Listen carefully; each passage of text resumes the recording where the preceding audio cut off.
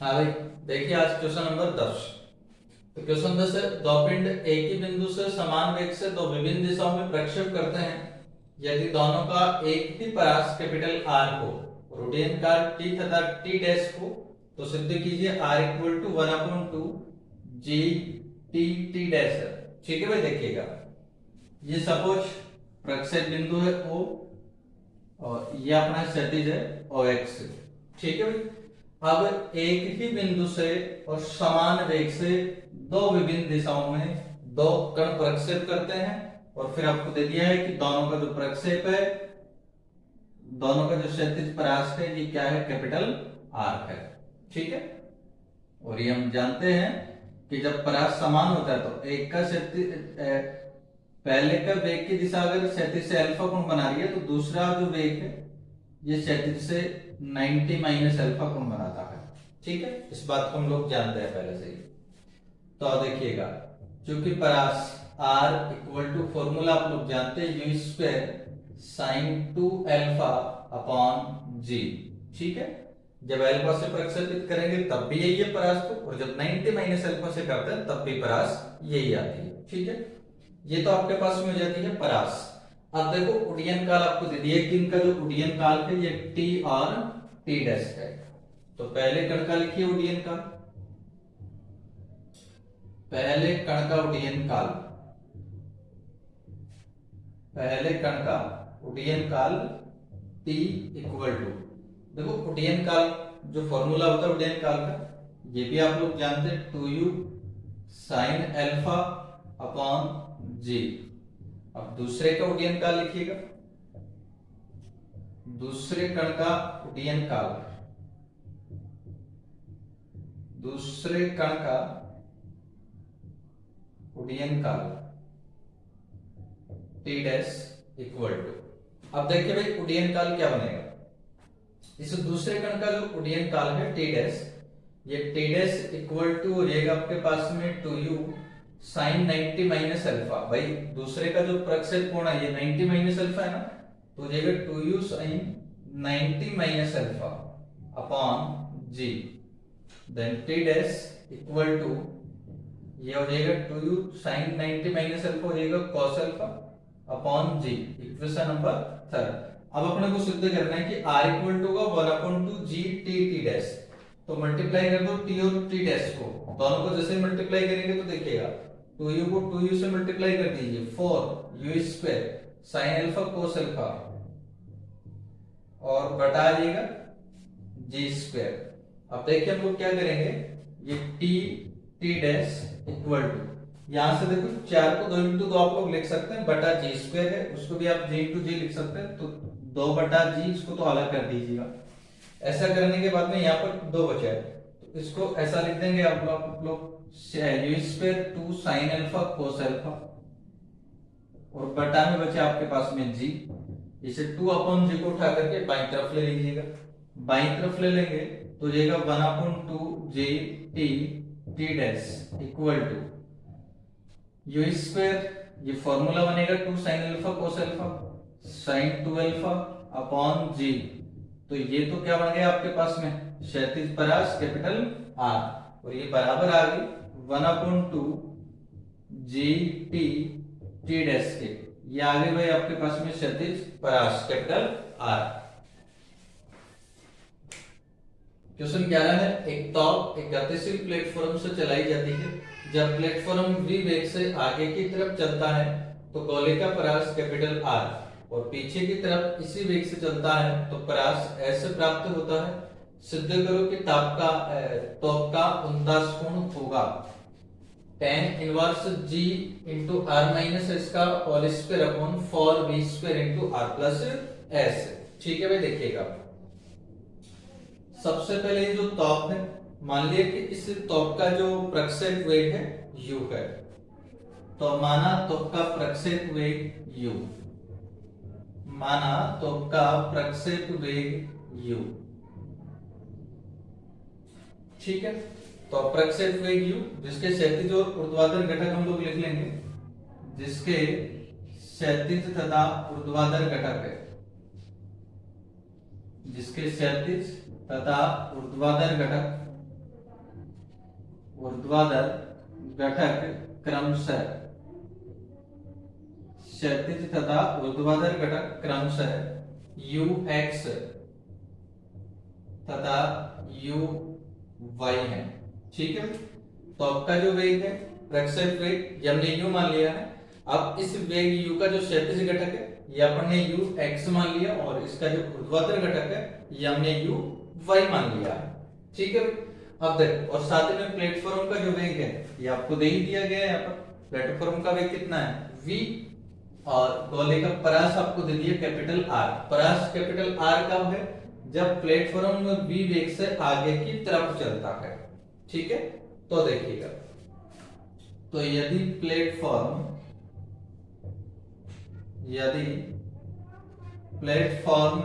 v वेग से आगे की तरफ चलता है, आगे की तरफ चलता है तो परास कैपिटल R इक्वल टू, देखिए भाई परास हम लोग किस प्रकार से लिखेंगे। परास का जो फॉर्मूला होता है वो आप लोग जानते हैं, अगर प्रक्षेप कोण अल्फा होता है तो आप ऐसा लिखते हैं u² sin 2 alpha upon g। ठीक है, ये परास होती है आपके पास में। आप देखो भाई ये जो u² है इसको तो आप u डॉट u लिख सकते हैं। sin 2 अल्फा का भी आप लोग फॉर्मूला जानते हैं 2 sin alpha cos alpha upon g। ठीक है, अब इस वेग को हम लोग लिख रहे हैं तो इसको देखिए किस प्रकार से लिखेंगे। देखो दो तो अच्छे राशि है यहाँ पे, तो ये तो लीजिएगा 2, इसके बाद में यहां से u cos अल्फा, भाई इसको आप ऐसे लिख सकते हैं 2 u cos alpha u sin alpha upon g। तो ये होता है आपके पास में परास का फॉर्मूला।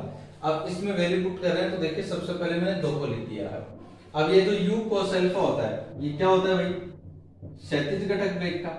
अगर वेग u से प्रक्षेप किया जाता है कण को अल्फा कोण पर तो उसका क्षैतिज घटक क्या होता है u cos अल्फा, और वेग का ऊर्ध्वाधर घटक क्या होता है u sin अल्फा। तो जो u cos अल्फा है ये आपके पास में है वेग का क्षैतिज घटक, और यहाँ जो वेग का क्षैतिज घटक है वो आपने क्या मान लिया भाई ux। तो ये क्षैतिज घटक आप लिख देंगे ux, लेकिन अब जो क्षैतिज वेग है वो केवल ux नहीं रहेगा, क्योंकि यहाँ आपने गतिशील प्लेटफॉर्म से तोप चलाई है। अगर अपन स्थिर प्लेटफॉर्म से चलाते तब तो ux ही रहता, लेकिन आपने जो तोप चलाई है ये गतिशील प्लेटफॉर्म से चलाई है, इसलिए इसमें जो प्लेटफॉर्म का वेग है वो भी साथ में ऐड हो जाएगा। और प्लेटफॉर्म का जो वेग है वो कितना है, यहाँ पर v वेग है तो इसमें प्लस v और ऐड हो जाएगा। इसके बाद में दूसरा आपके पास में आ जाएगा u sin अल्फा। अब चूंकि तो u sin अल्फा ऊर्ध्वाधर घटक है तो uy, अब इसमें भी ना जोड़ना है ना घटाना है आपको। क्यों नहीं जोड़ना घटाना, क्योंकि ये तो कौन सा घटक है ऊर्ध्वाधर, और आपका जो प्लेटफॉर्म है वो केवल क्षैतिज में गति करेगा, है ना, उसका ऊर्ध्वाधर वेग 0 होगा। तो 2ux plus v upon into uy upon g, ये आपके पास में परास आ गई भाई कैपिटल R। इसको इक्वेशन नंबर फर्स्ट कर दीजिएगा।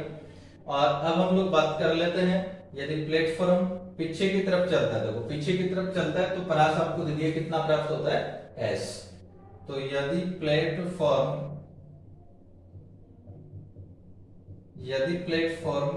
v वेग से पीछे की तरफ चलता है,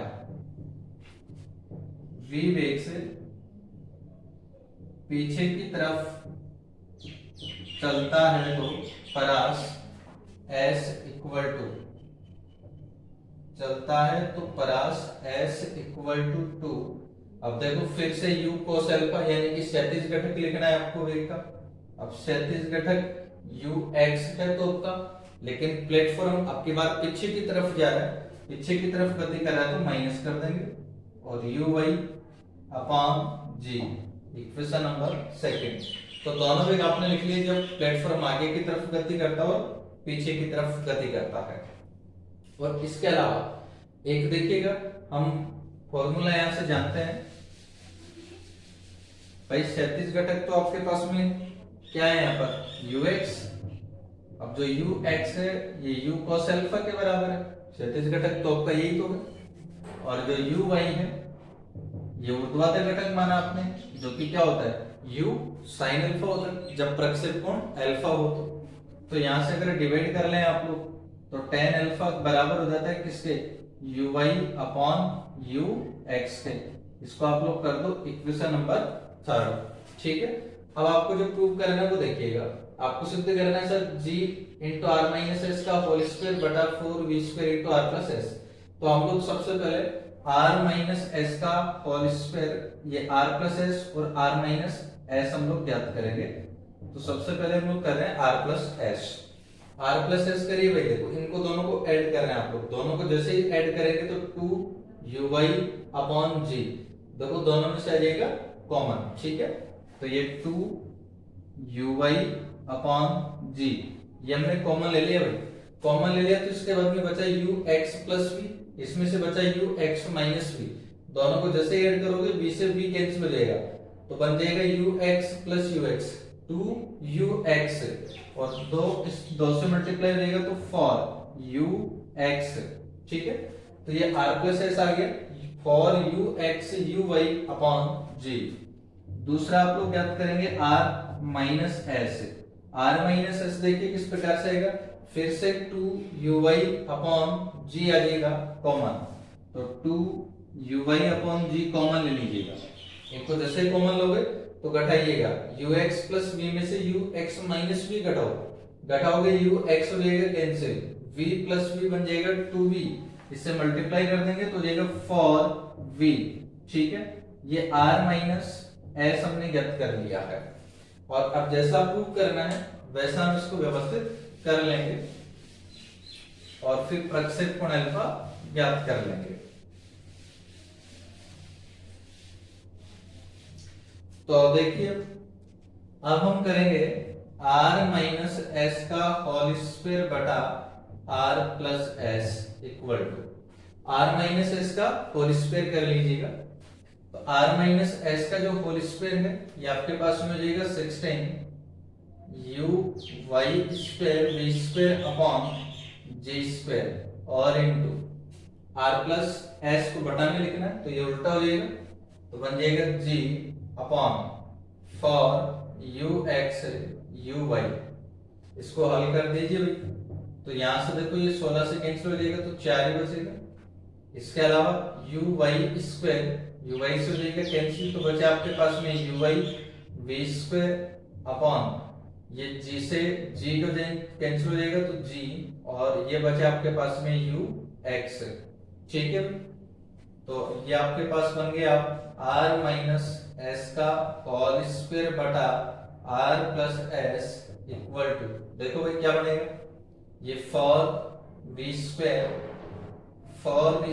अपॉन g।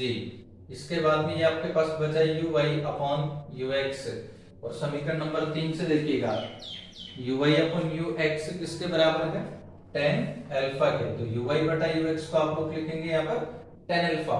ठीक है, तो यहाँ से 4v स्क्वायर अपॉन g को हटा दीजिएगा आप लोग। इसको जैसे हटा देंगे तो tan अल्फा आपको मिल जाएगा और ये tan अल्फा इक्वल टू आपके पास में आ जाएगा g upon 4v square, g upon 4v square dot r minus S का whole square upon r plus s, r minus S का whole square upon r plus s, then alpha equal to tan inverse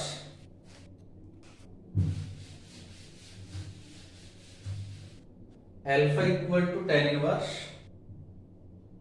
g upon 4v square dot r minus S का whole square upon r plus s. ठीक है, ये आपके पास में आ गया प्रक्षेप कोण। ठीक है, यही हमें सिद्ध करना था।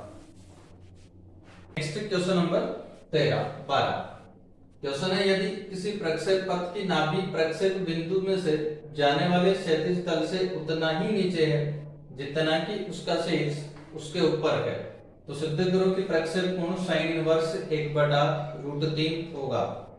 ठीक है भाई, देखिएगा आपको दिया गया है किसी प्रक्षेप की पथ की जो नाभि है प्रक्षेप बिंदु से जाने वाले क्षैतिज तल से उतना ही नीचे है जितना उसका जो शीर्ष है उसके ऊपर है। देखो सपोज ये तो आपका ध्रुव है जिसको हम मूल बिंदु भी कहते हैं, और ये क्षैतिज है, क्षैतिज जिसको क्षैतिज में जो रेखा है सरल रेखा जिसको आप प्रारंभिक रेखा कहते हैं, ये कार्तीय रूप में इसको आप लोग क्या कहते हैं, एक्स अक्ष।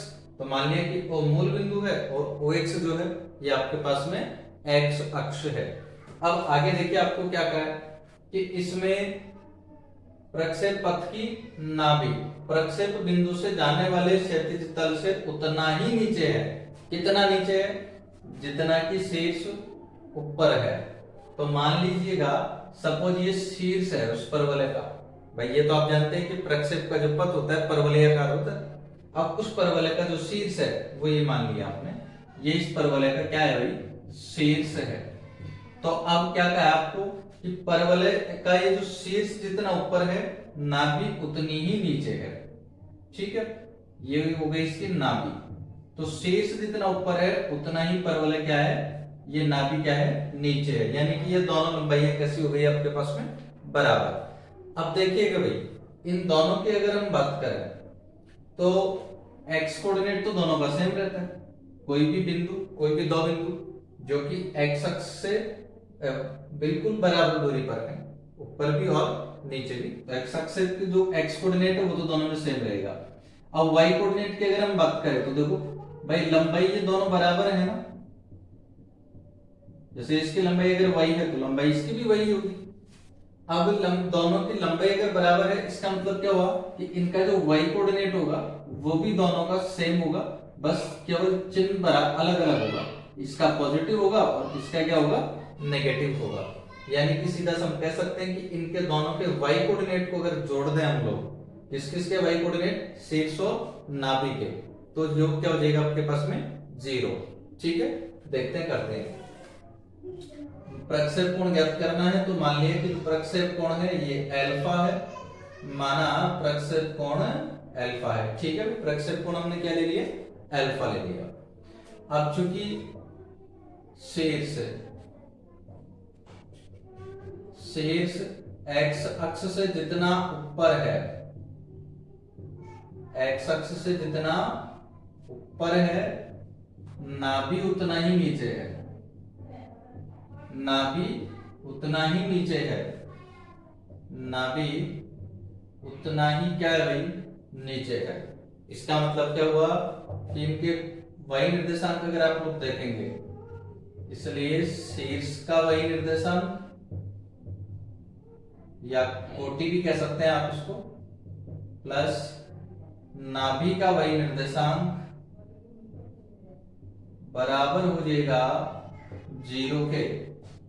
अब देखो शीर्ष का जो y कोऑर्डिनेट होता है ये आप लोग जानते हैं u square sign square alpha upon 2g, और प्लस नाभि का जो y कोऑर्डिनेट होता है ये होता है minus u square cos 2 alpha upon g equal to 0। Equation को हल करिए, u स्क्वायर अपॉन 2g दोनों में से कॉमन आ जाएगा, इसको हटा दीजिएगा, 0 बन जाएगा दाईं तरफ जाके, तो बचेगा sine square alpha minus cos 2 alpha equal to 0। तो बचा sine square alpha minus cos 2 alpha का फॉर्मूला लिख लीजिए साइन के पदों में। तो cos 2 अल्फा का फॉर्मूला होता है 1 minus 2 sine square alpha equal to 0। तो साइन स्क्वायर अल्फा और माइनस माइनस प्लस, तो 2 और 1 हो गए 3 साइन स्क्वायर अल्फा, और ये -1 है, पक्षांतर कर देंगे तो +1 हो जाएगा। तो sine square alpha equal to आपके पास में आ जाएगा 1/3। तो साइन स्क्वायर अल्फा 1/3 हो गया। बताओ भाई साइन अल्फा क्या हो जाएगा, 1/√3। तो जो प्रक्षेप कोण अल्फा है ये आपके पास आ जाएगा साइन इनवर्स 1/√3। ठीक है भाई, ये आ गया आपके पास में प्रक्षेप कोण। क्वेश्चन नंबर 13, कुछ कण एक ऊर्ध्वाधर तल में अल्फा प्रक्षेप कोण पर एक ही बिंदु से 1/√sin अल्फा के समानुपाती वेग से फेंके जाते हैं, उनके पथों के शीर्षों का बिंदु पर ज्ञात करिए। ठीक है भाई, देखें आप, कुछ कण ऊर्ध्वाधर तल में अल्फा प्रक्षेप कोण पर एक ही बिंदु से 1/√sin अल्फा के समानुपाती वेग से क्या किए जाते हैं भाई, फेंके जाते हैं। तो पथों के शीर्षों का जो बिंदु पथ है ये हमें लिखना है। अब देखो, तो प्रक्षेप कोण आपको दे दिया गया है अल्फा है, और ये प्रक्षेप वेग आपको दे दिया है 1/√sin अल्फा के समानुपाती है। तो जो प्रक्षेप वेग u है, ये u इक्वल टू आपके पास में जाएगा, इसके समानुपाती है तो बराबर हो जाएगा k upon root sine alpha के, है ना, एक अचर से मल्टीप्लाई कर देंगे आप, जो कि हमने यहाँ पर क्या ले लिया है, k। तो u equal to k upon root sine alpha. अब देखिएगा जो शीर्ष है, इस शीर्ष का कोऑर्डिनेट हम लोग लिखते हैं। तो यदि प्रक्षेप पथ का शीर्ष xy हो, यदि प्रक्षेप पथ का शीर्ष xy हो, तो अब देखो जो शीर्ष का x कोऑर्डिनेट होता है, ये x कोऑर्डिनेट आपके पास में होता है u square sine alpha cos alpha upon g, ठीक है, ये x कोऑर्डिनेट होता है, इसमें वैल्यू पुट कर दीजिए u का, तो x इक्वल टू आपके पास में जाएगा u स्क्वायर यानी कि k square upon sine alpha, और इनटू ये बचा आपके पास में sine alpha cos alpha upon g. Sine alpha से साइन अल्फा कैंसिल हो जाएगा, तो x equal to k square upon g, और ये बचा आपके पास में कॉस अल्फा, इसको आप कर देंगे इक्वेशन नंबर सेकंड। और दूसरा आपके पास में जो y कोऑर्डिनेट होता है, ये बराबर होता है u square sign square alpha upon 2g, ठीक है, इसमें वैल्यू पुट कर दीजिएगा। तो y equal to u square, u का वैल्यू पुट करिए तो ये बन जाएगा k square upon sine alpha into sine square alpha upon 2g। अब साइन अल्फा से साइन अल्फा कैंसिल, तो 2 से मल्टीप्लाई कर दो दोनों पक्षों को, तो 2y इक्वल टू आपके पास में जाएगा k square upon g sign alpha, और इसको कर दीजिए इक्वेशन नंबर सेकंड, ठीक है। हमें बिंदु पथ ज्ञात करना है शीर्ष का। अब शीर्ष आपके पास में क्या था, x y, तो दोनों का वर्ग करके जोड़ दीजिए, बिंदु पथ आपको मिल जाएगा। 1 व 2 का वर्ग कर जोड़ने पर, 1 व 2 का वर्ग कर जोड़ने पर, दोनों का वर्ग करके जोड़ेंगे तो x स्क्वायर